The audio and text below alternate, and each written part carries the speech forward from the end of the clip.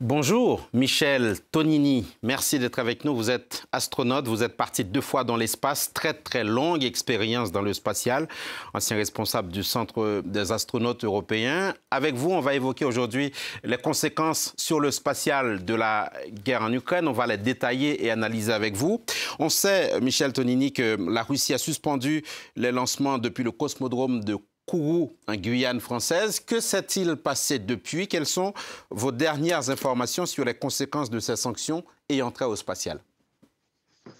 Alors, au niveau des... D'abord, bonjour à tous. Au niveau des vols habités, les astronautes et les cosmonautes sont en ce moment dans la Station spatiale internationale. Et vous savez que dans cette station, il y a des Russes, des Ukrainiens, des Américains, un Européen qui est né en Allemagne.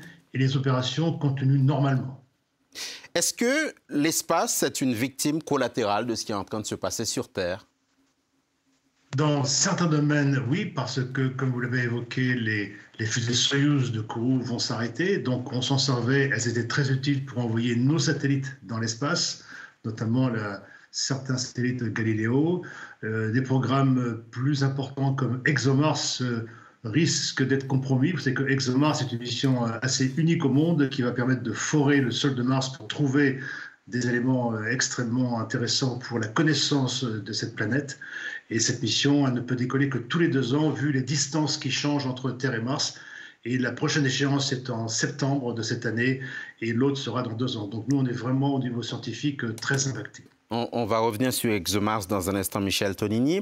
Un mot de ce qu'a dit Thierry Breton, le commissaire européen aux affaires au marché intérieur, qui a dit que l'Europe va tout faire pour garantir son autonomie stratégique en matière de lanceurs. Est-ce que c'est crédible? Est-ce qu'en l'état actuel des choses, cette autonomie stratégique existe? Alors, il y a aujourd'hui une autonomie européenne au niveau des lanceurs. Nous avions Ariane 5, qui a fonctionné pendant des années de façon très bonne. Elle était très efficace, beaucoup de sécurité. La prochaine, c'est Ariane 6 qui va décoller en fin de cette année ou l'année prochaine. Et on a des lanceurs plus petits comme Vega qui peuvent également prendre le relais pour les lancements de satellites plus légers. Donc, cette autonomie en satellite, on l'a déjà. Ce que nous n'avons pas, c'est l'autonomie en accès des vols habités pour nos astronautes qui vont dans la station spatiale. Et on travaille en ce moment avec les ingénieurs européens, les ingénieurs du CNES et les gens du gouvernement pour pouvoir développer une capsule compatible de la fusée Ariane 6. Et avec tout cela se pose, Michel Tonini, la question de l'avenir de la Station spatiale internationale. Pour mémoire, et vous l'avez rappelé tout à l'heure, c'est le fruit d'une collaboration assez intense entre Russes, Japonais, Américains, Européens, Canadiens, et ce depuis 1988. Est-ce que, au moment où nous parlons, l'avenir de cette station est compromis?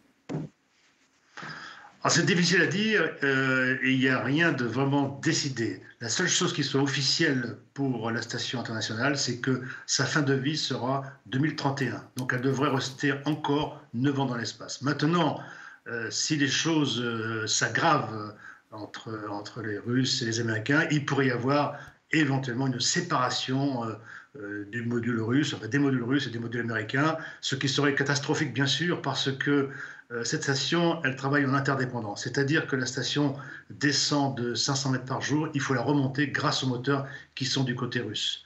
Et la station doit tourner en permanence pour être face au soleil, pour que les panneaux solaires soient face au soleil, et pour ça, il faut des gyroscopes et des gyrodynes qui sont dans le secteur américain.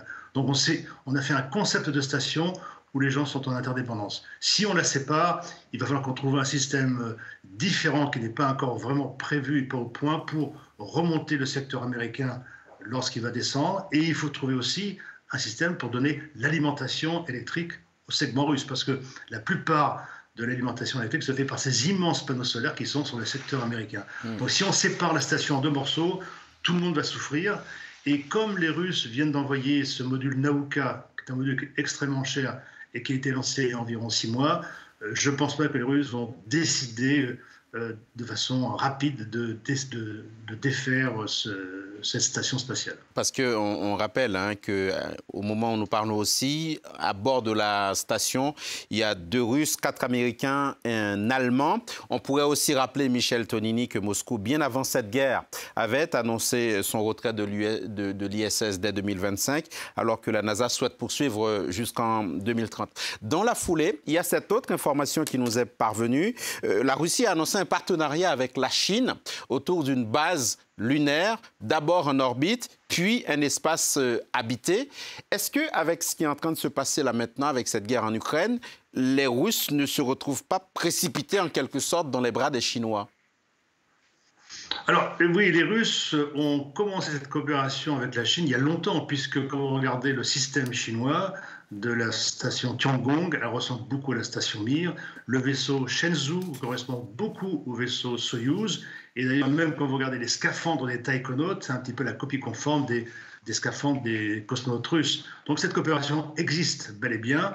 Et il pourrait y avoir une coopération entre Chinois et Russes. Mais il faut savoir que un grand ingénieur de la NASA a écrit officiellement il y a quelques semaines que le but ultime, c'est d'aller sur la Lune, puis d'aller sur Mars, enfin, aller sur la Lune pour préparer les voyages sur Mars, et que le voyage sur Mars ne se fera qu'avec la coopération de tous les pays du monde, et non pas avec soit les Russes, soit les Chinois, soit les Américains. Donc, tant qu'on n'aura pas une coopération globale, on ne pourra pas aller sur Mars. Sur Mars, justement, comme promis, on y revient avec vous, Michel Tonini. On a dit que cette situation touche assez durement la mission européenne ExoMars, censée partir cette année. Vous avez rappelé tout à l'heure aussi que cette mission, elle consiste en quoi? Elle doit transporter un rover devant forer le sol martien. Sauf que ExoMars, d'après les informations que nous avons, décolle à bord d'une fusée russe et son module de descente sur Mars est aussi russe. Est-ce que ce très vieux projet, qui date quand même de quelques années, est à l'arrêt?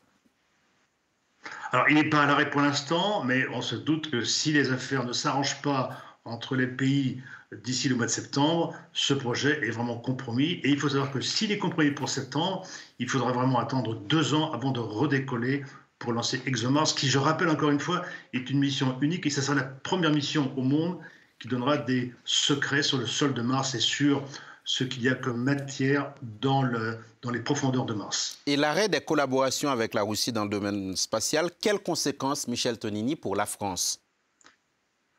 Alors la France, elle est toujours associée au segment européen par l'Agence spatiale européenne et c'est ce segment européen qui est au niveau des vols habités, accroché à la partie américaine de la station spatiale. Donc notre coopération, elle continue. Nos astronautes européens sont dans l'espace en ce moment et les astronautes vivent en sécurité. Ce que je voudrais dire, c'est que on parle d'un conflit sur Terre qui est assez important. Lorsqu'il y a un conflit sur Terre, les 2 ennemis A et B sont séparés par une ligne de front. Donc la guerre se passe au niveau d'une ligne de front qui est la ligne de danger. Chez nous, astronautes, la ligne de front devient une ligne de l'atmosphère qui fait 100 km. Et chez nous, les ennemis A et B, s'ils sont ennemis, ils sont du même côté de la ligne de danger. Donc nous, on a le devoir de s'entraider.